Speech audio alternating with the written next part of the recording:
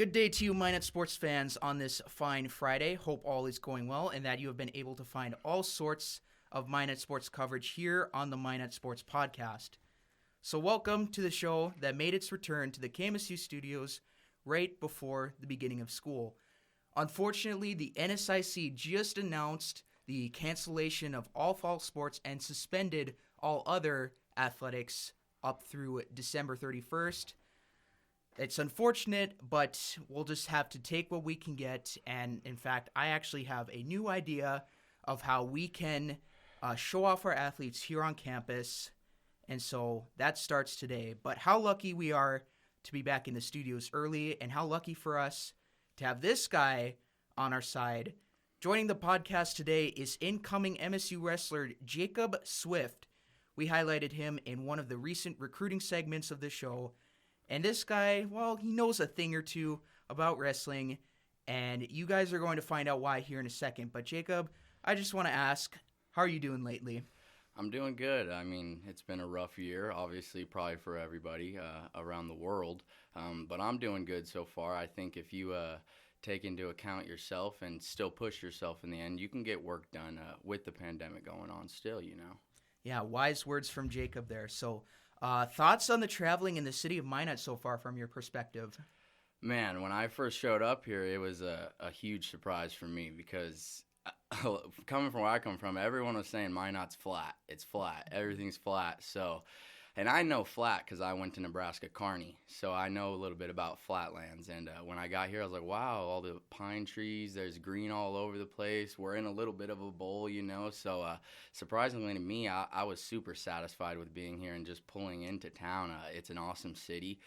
We've tried to check out a lot of the things around town, and like the park down there, what is it, the Sweden, is it? Oak Park? It's one of the parks down there. Yeah, I'd Scandinavian have to Park. Oh, Scandinavian, yeah, yep. That one, we checked that out, and it's just a lot of cool culture around Minot, you know, that we've enjoyed so far. We've only been here a couple days, and it's been awesome for us. So Yeah, Minot has a lot of history with its Scandinavian heritage, but yeah, I've heard what you said a lot. In fact, I believe Minot's a growing city, and there's going to be a lot more to do, certainly in the coming years. But love to hear it. Welcome to Minot, and we are all certainly excited to have you here. And so now, with this wrestling gig, it kind of seems to be something right up your alley. And honestly, though, a real top-notch wrestler, not just where you came from, but also for the entire nation. Just real quick, you want to remind the fans of some of the achievements at both the high school and collegiate level? yeah, so starting in high school, I came from Phoenix, Arizona. I won 4 state titles there.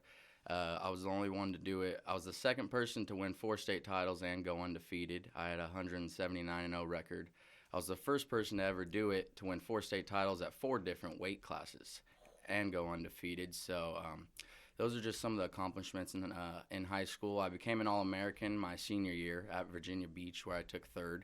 And after that, I moved on to Kearney, which became a little rough for me. I had some injuries. I tore my labrum the end of senior year, which didn't stop me for high school, but it kind of abruptly put a roadblock for college, you know. So I ended up leaving Kearney and headed up to North Idaho. And my first year there, which was 2018, I became another All-American, a college All-American this time for the NJCAA. So. Oh, wow, nice. Yeah, that's just mind-blowing, dude. That's the achievements. You're just right on it. So, excuse me. If any of you guys are talking to him about wrestling or trying to get any advice, you better listen, because this guy can do it. He's legit a top contender and works hard to be the best, and the resume definitely helps too. So, Jacob, of course, we have to keep in mind of your intentions to do wrestling and the credentials. But what brings you to MSU, and what do you hope you can provide here once we get wrestling going? Yeah, so what brought me here was the coaches, to be honest, and more the people, because I was recruited by several different places: San Francisco State, Wyoming, Pembroke, UNC, and I chose here because of Coach Forty and Coach Jackson, who are 2 amazing guys. I actually knew Coach Jackson when he wrestled at GCU in Arizona, because I used to go to their camps and stuff. So I kind of just had a connection with them, and I decided that this would be my new home and the place where I would bleed Minot red, you know. Yeah, that's awesome. I love to hear that. So I think you kind of answered this already. What got you interested here, or how was it that you learned about Minot State?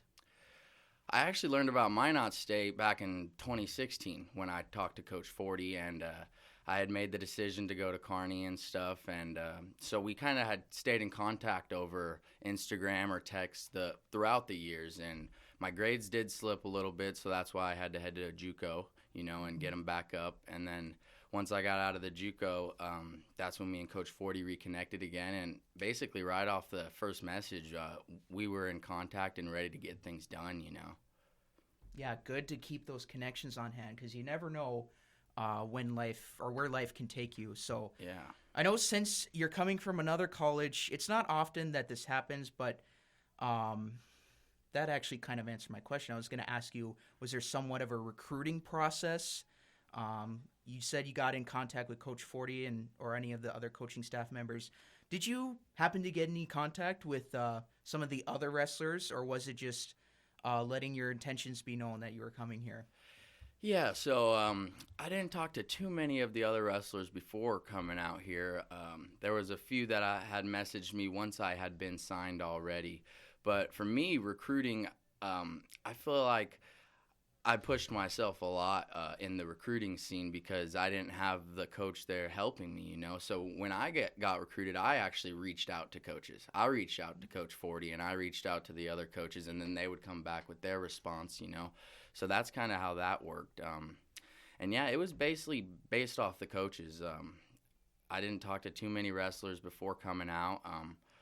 And I knew a couple of wrestlers from NIC that wanted to come out and join Minot's team, which helped a lot along the way. Oh yeah, and that's totally casual because I'm seeing a lot of uncommitted athletes trying to reach out to coaches, showing them their huddle highlights. So that's totally normal. Yeah. So how has the experience been so far? What's it like working in that process? I mean, going from one college to another is not necessarily a bad thing, but rather can be rewarding for a lot of people. Just give us your take on that. Yeah, it was a bit different, because most people, when they go to college, they go to the one state and they stay there for the 4 years.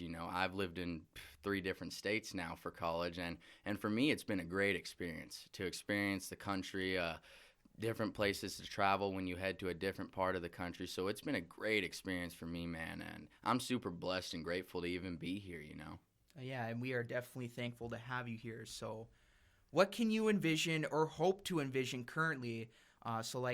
Any goals or plans as each day passes, not just for the wrestling season, but also getting right into it on campus.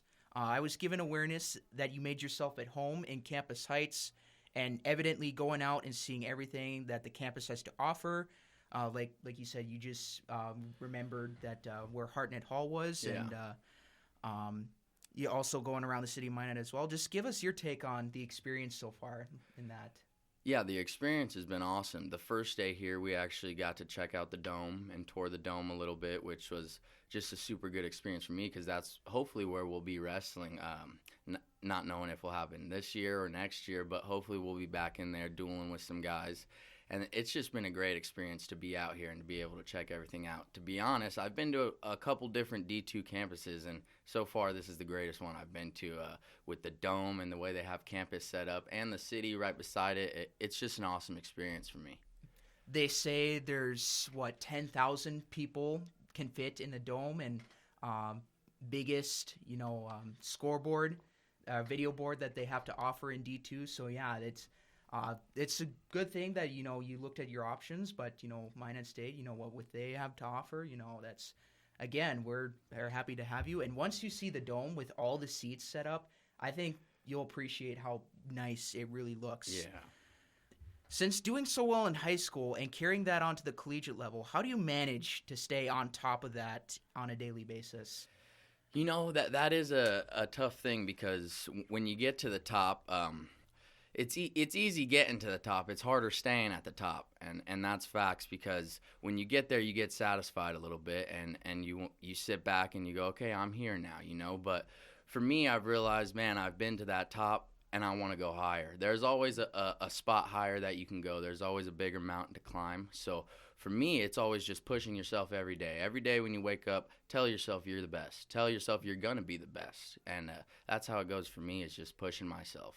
Yeah, don't stop there. Don't settle. So, but yeah, that will surely bode well for the Beavers, because it looks like there's some pretty serious talent coming in that you will be a part of. For those of you listening to the podcast or watching it on the live stream, you might be thinking about the next season or the next time that there's going to be wrestling, what teams will be good and what teams may not pan out. You might even be thinking which ones not to sleep on. So, but for this squad, seeing the latest news amongst yourself along with other recruits and transfers and all that has been made and their progress carrying over to the Beavers for college wrestling, there seems to be a lot of things pointing into the right direction, and that's got to be an encouraging sign for things to come in the future, right? Just what are your thoughts on that? Most definitely. I mean, you see, Minot had wrestling for a long time, and they got rid of it, and then they came back just a few years ago. So it is a building process when it comes to wrestling and stuff. For me, seeing the recruiting class that we have this year is amazing, you know. I think this year we can really push ourselves. Who knows if we'll even have the season or not. We're hoping for that. But if we do, I really think that this could be a contending team. And after this season, possibly the next season, people around the country will know who Minot State is when it comes to wrestling. Oh, yeah, and I actually have a question related to that coming later. But just a quick side note, have you had any contact with Dean Aravello? Because I know he made his mark going to the wrestling championships before that got shut down. Have you had any word with him at all? Yeah, so actually, Dean was in CDA, Idaho, Oh, wow. which is where I was living. So we got in contact a little. We didn't get together to wrestle quite yet just because of everything that's going around. But me and him chatted a little, you know. And it's a tough situation with that last year because they canceled spring and winter, you know, and they gave the spring kids another year of eligibility. And for kids like Dean, who are not going to get another year, it's kind of a rough situation for that. Bummer. Yeah. Mm-hmm. You're coming in as a college transfer, having already seen some action at the collegiate level of competition, so you're kind of entering as that veteran leader sort of thing. Do you view yourself that way? How much do you think you can benefit from that for you and the team? Yeah, I do view myself as a leader in a way, and a veteran, obviously, because I'm probably a little bit older. I might even be the oldest guy on the team, supposedly, this year. But in that sense, I do view myself as a leader, but I'm not going to come in and portray myself as that. You know, you got to stay humble. This is your first year on the team, and I'm not going to come in and try to take things over. I try to show my stuff off on the mat, you know. After the mat and after you see me on the mat, then that's when I think people will realize, okay, this kid's a leader. This kid can do it, you know. Oh, yeah. Having been a Minot High alumni, I'm always looking to see, you know, what Minot High recruits are coming in or what other recruits from other schools that I'm familiar with that are coming in. Just a little touch up on that question. The Beavers are going to be getting 3 freshman recruits from Minot High and at least one that I know of off the top of my head from another ND high school in West Fargo, Cheyenne. How good do you feel about not only getting involved with the other experienced guys that have been there for a few years now, but also being able to act as that leader or role model for those young guys to look up to? How big is it to be able to teach the younger guys? That's huge. That's huge in wrestling. For me, I've always said this sport has given me so much. So when I'm done with this sport, I want to give this sport so much. I want to give back as much as I can. And it's actually funny you mentioned that because I've actually talked to a couple of the high school kids at Minot High and gotten in contact with them, talked about possibly getting on the mat sometime this year and stuff. Because I'm a community guy. I'm not just here for school. I'm not just here to get stuff done and get out. I'm here to be around the community and hopefully build the community and make it better, you know. That's awesome. Yeah, do more. Do the most that you can. And even then, these guys have witnessed some big-time wins in their high school days as well. So there's definitely a lot to look forward to for this team. And that's good that you're getting involved with all the local kids there. So kind of rephrasing a few questions from earlier, what are some goals and or expectations you have for yourself and for the team whenever there is going to be a season? Yeah, so expectations for this year, if there is a season like you said, would be to win the national title. And for me, a big expectation is not to lose to any division. D1, D2, NAIA, it doesn't matter to me. Last year, I was the number one guy in NJCAA at 157 pounds. I was 17-1. I lost to Oregon State, a guy from Oregon State. And for me, that's just not acceptable. This year, my expectation is to not lose to any division at all, put Minot State Wrestling on the map, that we are a contender, and win the national title for us. Yeah, get some tension going there for Minot State, like you said, putting them on the map. So And beat you, Mary. yeah, oh yes, definitely too. Yeah, that's you already have the right mindset there. Yes, beat you, Mary, for sure. And so, just kind of some, general life questions. What was the most memorable match, whether individually or as a team, that you were a part of in the past? I would have to say, when I came up through high school, my high school team wasn't the greatest out of Arizona. We were kind of lower bottom feeders. And for me, the most important match in my life was winning that 4-state title and finishing off my career undefeated in high school. Because to do that, it was just a lot of stress built up. I'm sure you can imagine from 4 years in a row not losing. You try not to think about it in your head, but that was probably the biggest match for me. I had a big injury with the labrum that year too also, so that was the biggest match for me to get done. Yeah, perseverance is definitely, a good trait for any athlete to have, and you certainly pulled that off. And so just kind of touching on what you kind of talked about earlier, we all know how popular the D1 option is, but do you think, not just for wrestling, but for all sports, do you think there's a growing support for Division II or even Division III schools? Do you believe that that's the case for a lot of athletes in the world? Is it all about taking the best offer that you can get, or is it different in some cases? With that situation, I'm a product of that because I was offered by D1 schools, ASU, Michigan State, Stanford. I had the offers on the table, Wyoming. But at the end of the day, I thought for myself, D2 is what's going to be the best situation for my mental health, my body health, my physical health, and just all around wrestling, because when you're at the D1 level, I lived next to Arizona State my whole life. I trained in their facility with Sunkist kids for 3 years, 4 years. So when I lived over there, you see what those D1 guys do every day and what they're put through every day. And for me, education is important also, which almost as important as wrestling. So in that case, I chose D2 because they do focus more on education and partially on wrestling or sport, whatever sport you're in also. But they put a little bit more into the education side, which is important. And I think there is a growing aspect for D2, NAIA, JUCO kids who want to get their first steps in college and then move on. I think there's a huge expansion for that. Oh, yeah. Everyone's path is different, and so, yeah, you hit the nail on the head there. So you mentioned Stanford University earlier, how you got an offer from them. I've noticed at the time when they took out their wrestling program that you didn't shy away from bringing awareness to that on social media. I mean, that's got to be a hard thing to lose if you were an athlete of that sport or that very school. And even, I'm going to guess that they also took out some other athletics too. What was going through your head as that went down, and what does it mean to be showing support and being a catalyst looking out for the wrestling community on that part of the country? That means everything because when you see a sport at a school go down, Stanford was a little different because they did get rid of other sports, like you said. But when you see your sport go down, it hurts inside. It's personal, And I feel like the sport of wrestling is the biggest one to get released all the time. You don't see too many football teams getting dropped or too many volleyball teams getting dropped. Most of the time, it's that wrestling team that's getting dropped, which is sad to see, because I feel like this sport, men or women, will build you into a human that has good work ethic, has great morals, and is just a good person all around. I think that's what this sport does. It teaches you toughness. Oh, yeah, and there's always colleges, trying to get a sport, that's like the bait of what to get rid of it in case something goes bad. But, if like you said, if you can get just to be a voice for the wrestlers, that's critical. Get all the support they can. So if you could give any advice to your younger self or even young wrestlers trying to move up, what would it be?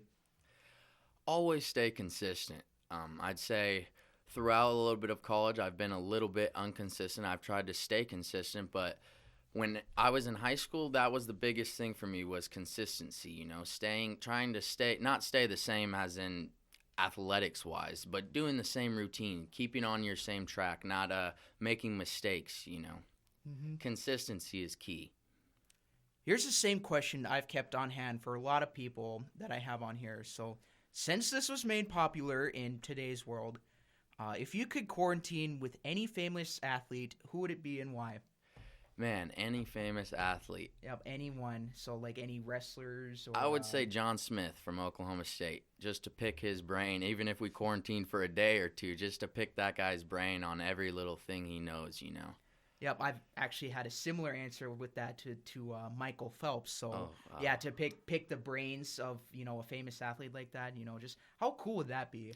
That would be an awesome experience, to get in there and pick that guy's brain, or a guy like Cale Sanderson at Penn State, just to be around that and be able to soak in everything he's given you, like a sponge. But that would be an awesome experience to be able to do that. You just get that fanboy feeling inside of you. A little bit, yeah. Much. So, that was Jacob Swift of MSU Wrestling joining the Minot Sports Podcast. Anything else that you want to mention or you would like the fans to take note of? Hey, build that dam and go Beavers. Heck yeah, man.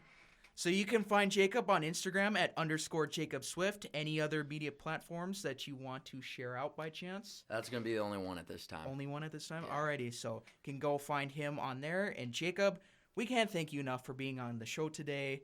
We are very much looking forward to seeing how the Beavers do this year and yourself as well. And we wish you the best of luck. Thank you. The Minot Sports Podcast is a production of KMSU TV and Radio, and we also have other notable mentions for other KMSU personalities in Joshua Strong Photography and the MSU Red and Green newspaper. Josh does a great job at what he does and continues to improve his craft every day, while the MSU Red and Green will always keep students informed of everything going on at MSU campus. Once again, a big thanks to our guest, Jacob Swift, for being on the show. I'll talk to you guys in the next one, so take care and have a nice day.